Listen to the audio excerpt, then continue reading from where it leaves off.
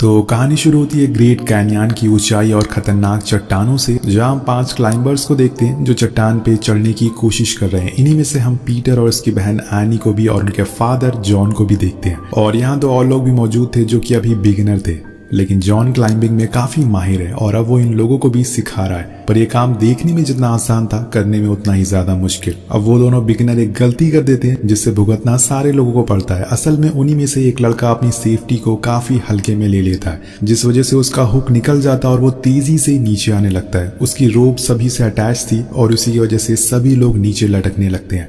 अब सबसे ऊपर एनी होती है जिसने क्लाइंबिंग करना अभी शुरू किया है, इसलिए उसका लगाया हुआ हुक ठीक से लग नहीं पाया, जो कि किसी भी समय टूट सकता है और 5 लोग मर सकते हैं। पर यहाँ जॉन अपने बच्चों के बारे में सोचता है, उसने तो अपनी जिंदगी जी ली, इसलिए वो पीटर से रस्सी काटने को कहता है, लेकिन वो मना कर देता है। वो अपने पिता को ऐसे मरने नहीं दे सकता, लेकिन वो उस पर चिल्लाने लगते हैं। दरअसल उसके फादर सबसे नीचे थे और उसके ऊपर पीटर था, और अगर वो रस्सी कट करता है तो एक आदमी का वेट कम हो जाएगा और वो बच जाएंगे। और एट द एंड पीटर को रस्सी काटनी पड़ती है और उन चारों की जान इससे बच जाती है, लेकिन इसमें उसके डैड मारे जाते हैं। अब इस हादसे से उन दोनों पर बहुत ही गहरा असर होता है, जिसके बाद वो दोनों अलग हो जाते हैं। उन्होंने कभी बात नहीं की और दोनों के प्रोफेशन भी अलग हो चुके हैं। जहाँ पीटर अब नेशनल जियोग्राफिक चैनल के लिए काम करने लग गया है, वहीं एनी अभी भी क्लाइंबिंग करती है और अब तो उसने अपना बहुत नाम भी बना लिया है। अब एक दिन जब पीटर K2 नाम के पहाड़ के पास होता है, जो कि पाकिस्तान और चाइना के बॉर्डर से जुड़ा हुआ है, तो ये दुनिया का दूसरा सबसे ऊंचा पहाड़ है। और यहाँ पीटर अपने एक प्रोजेक्ट के लिए आया हुआ था। उसी दौरान उसे पता चलता है कि एक टीम कुछ ही दिनों में K2 पहाड़ पर क्लाइंबिंग करने वाली है, जिसमें एनी भी शामिल है।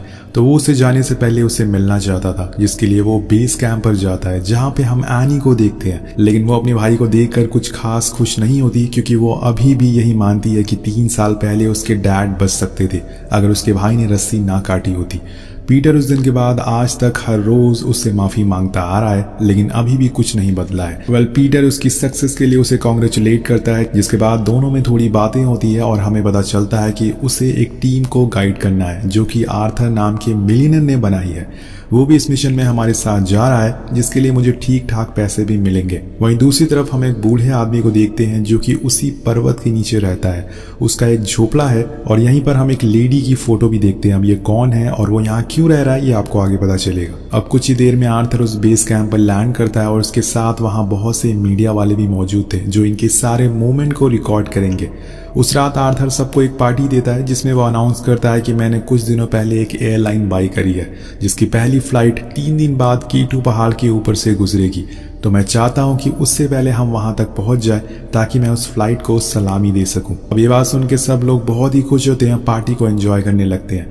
लेकिन इसी बीच हम यहाँ उसी इंसान को देखते हैं जो पहाड़ के नीचे रहता था। इसका नाम होता है विग, जो हर रात उस पहाड़ पे चढ़ता है और फिर अगली सुबह वापस आ जाता है, जिसकी वजह से इसे उस जगह का हर कोने के बारे में बहुत ही बारीकी से पता होता है। अब उस पार्टी में आकर आर्थर से सीधा सवाल करता है कि अगर ऊपर मौसम खराब हो गया तो तुम लोग क्या करोगे। तो आर्थर कॉन्फिडेंट में कहता है कि ऐसा पॉसिबल नहीं है, मेरी वेदर रिपोर्ट की टीम ने बताया कि आगे आने वाले 10 दिनों तक ऐसा कुछ भी नहीं होने वाला। तो वो कहता है कि अगर मान लो ऐसा हो गया तो तुम्हारी टीम में डिसीजन कौन लेगा। तो आर्थर उसे टॉम के बारे में बताता है, जो दरअसल एक क्लाइंबिंग चैंपियन है। उसने बहुत से अवार्ड भी जीते हैं, जो इनकी टीम को लीड करेगा। और बस 2 ही सवाल पूछकर वो वापस अपने कैंप में चला जाता है, जहाँ वो शेव करता है, जिसके बाद देर रात पहाड़ की तरफ वो एक बार फिर से निकल जाता है। और दूसरी तरफ पीटर एनी के पास आता है। वो जाने से पहले उसे डैड की बातें याद दिलाता है, पर एनी एक बार फिर से उसे वही सब बातें याद दिलाने लगती है कि उनकी मौत उसी की वजह से हुई है, जो वो सालों से भुलाने की कोशिश कर रहा है। लेकिन बात करते करते दोनों कुछ ही देर बाद इमोशनल हो जाते हैं, क्योंकि होते तो वो दोनों भाई बहन ही है। कहानी आगे बढ़ती है और आखिर वो दिन आ जाता है जब मिशन की शुरुआत होने वाली है। सभी लोग अपने चाहने वालों को अलविदा कहते हैं, पर पीटर अपनी बहन के लिए नहीं आता। वो दूर से ही एनी को देख रहा था और एनी भी उसे देखकर वहां से निकल जाती है।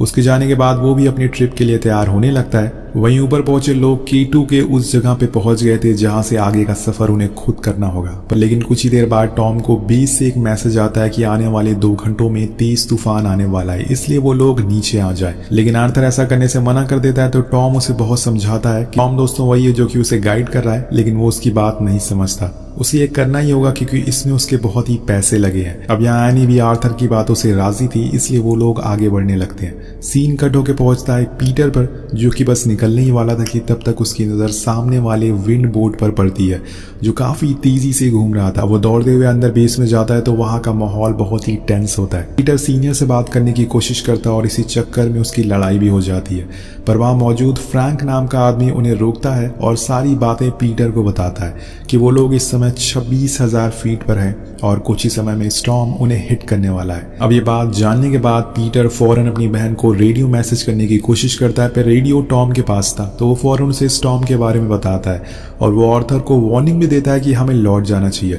इस बारी पे उसकी बात नहीं मानता और कहता है कि मैं तुम्हें ज्यादा पे कर सकता हूँ और आगे बढ़ने को कहता है। और जब ये खबर बाहर आती है तो वहां पे मौजूद सारे मीडिया वाले उस जगह पे कैमरा लगा के बैठ जाते हैं और पीटर फौरन एक दूरबीन से K2 पहाड़ की तरफ देखता है तो उसे पता चल जाता है कि 5 लोग अभी जिंदा हैं, लेकिन उन्होंने वापस आने के बजाय आगे बढ़ने का फैसला किया है जो उनकी जान भी ले सकता है। अब इसी तरह से 1 घंटा बीत जाता है, 5 लोग आगे बढ़ते रहते हैं, लेकिन कुछ ही देर बाद उन्हें अंदाजा हो जाता है कि उन्हें टॉम की बात मान लेनी चाहिए, लेकिन उन्होंने आर्थर को सुना जिसकी गलती अब उन्हें भुगतना पड़ेगी। धीरे धीरे करके तूफान का असर होना शुरू हो जाता है जिसके साथ तेज बर्फ भी इनकी तरफ आने लगती है, लेकिन इनके पास अभी भी वक्त है, ये पीछे जा सकते हैं।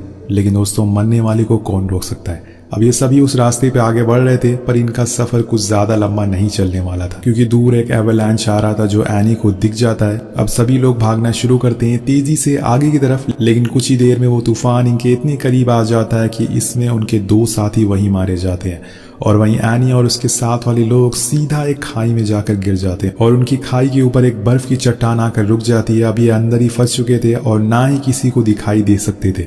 अब इस हादसे की वजह से इन तीनों का बेस से कांटेक्ट भी टूट जाता है, जिससे पीटर समझ जाता है कि अब कुछ बहुत ही बुरा हुआ है। सारे लोग उन्हें कांटेक्ट करने की कोशिश करते हैं पर वहां से कोई भी आवाज नहीं आ रही थी। अब पूरे बेस पर सभी लोग उदास और परेशान थे, लेकिन तभी पीटर को एक आइडिया आता है। वो अपने डैड की सिखाई हुई मॉर्स कोड का इस्तेमाल करता है और ये कोड लैंग्वेज एनी को भी आती थी, जिसकी मदद से वो पीटर से कांटेक्ट कर पाती है और वो जिंदा थी ये जानकर सभी लोग बहुत ही खुश होते हैं। वो बताती है कि मैं, आर्थर, टॉम तीनों बचे हुए, तीनों जिंदा हैं, पर टॉम बहुत ही चोटिल हो चुका है, इसलिए जितनी जल्दी हो सके हम लोगों को रेस्क्यू कर लो। पर वो इस समय किस लोकेशन पे है इसका उन्हें कोई भी अंदाजा नहीं है। यहाँ एनी एक और बात बताती है कि हमारे पास सिर्फ 36 घंटे की ही सप्लाईज बची हुई है। तो पीटर सभी लोगों से कहता है कि हमें कैसे भी करके 36 घंटों के अंदर इन लोगों को बचाना है, वरना हम इन्हें खो देंगे। यहाँ वो अपनी बहन के लिए एक बार फिर से क्लाइंबिंग करने के लिए राजी हो जाता है। उसके साथ एक और आदमी भी राजी हो जाता है जाने के लिए, पर वो उसे पूछता है कि हम K2 तक पहुंच तो जाएंगे, लेकिन ये कैसे पता लगाएंगे कि वो तीनों लोग किस पहाड़ के नीचे दबे हुए हैं। तो पीटर वहां से सीधा पाकिस्तान आर्मी बेस पर जाता है, जहां पे उसकी मदद मेजर करते हैं जो उसे कुछ बॉम्ब्स देते हैं जो खास बर्फ को हटाने के लिए इस्तेमाल किया जाता है, लेकिन ये बहुत ही खतरनाक है, इसमें बहुत ही होशियारी से इस्तेमाल करना पड़ेगा और यहाँ हम उसका एक सैंपल भी देख पाते हैं। अब मदद के लिए पीटर उनका शुक्रिया करता है, पर उसके पास सिर्फ 2 ही लोग थे। उसे ये काम करने के लिए और भी लोगों की जरूरत पड़ेगी। वो एक बार फिर से बेस जाता है वहां के लोगों से मदद मांगने कि क्या कोई उसके साथ जाने को तैयार है, पर कोई भी आगे नहीं आता। और तब आर्थर का मैनेजर आकर अनाउंस करता है कि जो भी आर्थर और उसकी टीम को बचा कर लाएगा उसे वो 50 लाख देगा।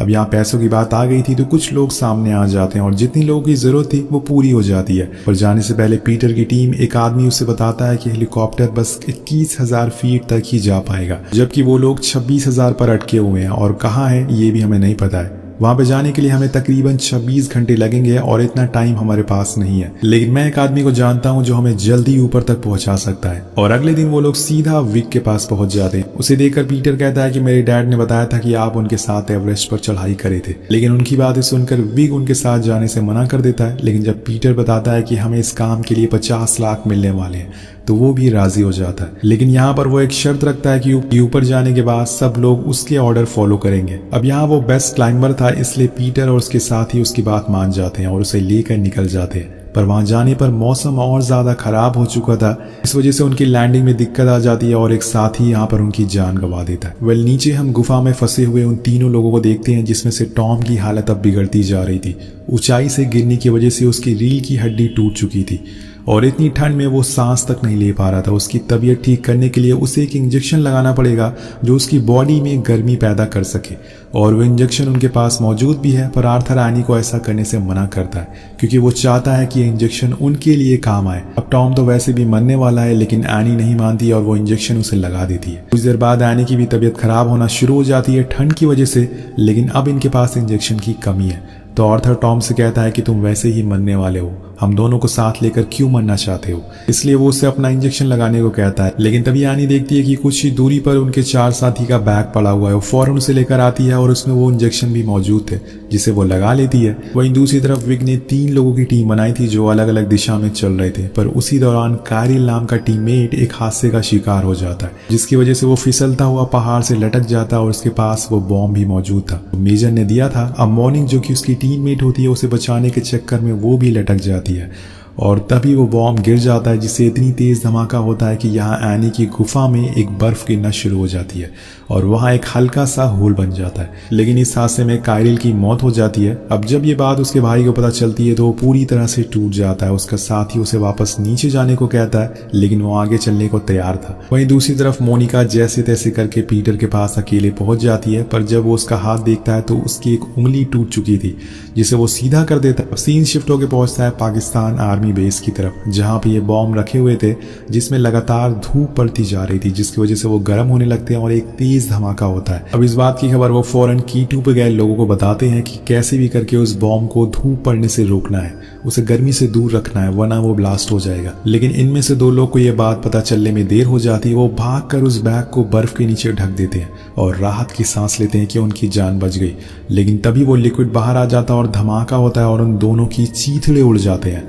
लेकिन दोस्तों इस धमाके की वजह से जहां मोनिका मौजूद थी वहां की बर्फ खिसकती जा रही थी जिसके अंदर एक लाश निकलती है जो कि असल में विग की वाइफ की थी जो कीटू पर एक ग्रुप लेकर आई थी, लेकिन तूफान की वजह से यहीं फंस गई और फिर कभी किसी को नहीं मिली। और तभी से लेकर आज तक विग हर रोज यहाँ ऊपर आता है अपनी वाइफ की लाश को ढूंढने के लिए। वेल इसी दौरान पीटर एक इंजेक्शन का डब्बा लेकर आता है जो उसे वहीं थोड़ी दूर से मिला था और तब जाकर हमें यहाँ बैक स्टोरी पता चलती है कि असल में उसकी वाइफ जिस ग्रुप को लेकर यहाँ आई थी उसमें आर्थर भी मौजूद था। विग बताता है कि मेरी वाइफ को इडीना नाम की बीमारी हो गई थी ठंड की वजह से, जो कि इस समय एनी और टॉम को भी हुई है, पर इंजेक्शन को लगाने के बाद वो ठीक हो जाते हैं और वो सही से सांस ले सकते हैं। पर आर्थर ने उसकी वाइफ से इंजेक्शन छीन लिया और खुद यूज करता रहा जिसकी वजह से उसकी वाइफ की मौत हो गई। और विग कहता है कि मैं अपनी वाइफ का बदला आर्थर से लेकर रहूंगा। अब कुछ देर बाद हम एनी को देखते हैं जो पीटर से रेडियो पर बात कर पा रही थी क्योंकि इन दोनों की डिस्टेंस अब काफी कम हो चुकी थी। पीटर कहता है कि हम बस 5 घंटे में तुम्हारे पास होंगे, लेकिन एनी उसे वापस जाने को कहती है क्योंकि उन लोगों की तबीयत बहुत ही खराब हो चुकी है, वो बस 2 घंटे ही सरवाइव कर पाएंगे। अब उन दोनों की बातें रेडियो पर मोनिका भी सुन रही थी और बात करते हुए एनी की आंख लग जाती है। तब हम देखते हैं कि आर्थर बची हुई एक इंजेक्शन खुद को लगा लेता है और दूसरी में हवा भरकर वो टॉम को लगा देता है जिससे कि उसकी वही मौत हो जाती है। तो आर्थर ने यहाँ अपना असली रूप दिखा दिया था। अब जब एनी की आंख खोलती है तो वो समझ जाती है कि यहाँ पर क्या हुआ है, जिसके बाद उन दोनों में लड़ाई होना शुरू हो जाती है जिससे वहाँ की बर्फ और खिसक जाती है और वो होल और ज्यादा बड़ा हो जाता है और वहां से अब रोशनी अंदर आने लगी थी। अब नेक्स्ट मॉर्निंग जब विग उठता है तो वो देखता है कि मोनिका और पीटर नहीं है। दरअसल वो लोग पहले ही वहां से निकल चुके थे क्योंकि अब इनके पास वक्त बहुत ही कम था। इधर आर्थर लड़ाई को रोकता है और कहता है कि मेरे पास एक आइडिया है। वो टॉम का खून एक प्लास्टिक में निकाल लेता है और फिर अपनी स्टिक की मदद से उसे होल से बाहर कर देता है और फिर एक फ्लेयर शॉट करता है जिससे वहां खून चारों तरफ फैल जाता है ताकि दूसरे लोगों को पता चल सके कि वो किस जगह फंसे हुए हैं। अब पीटर और मोनिका को दूर से ही वो जगह दिख जाती है और वो फौरन वहां पहुंचते हैं और नीचे वार्निंग का सिग्नल दे देते हैं कि धमाका होने वाला है, जिसके लिए एनी और आर्थर को तैयार रहना होगा।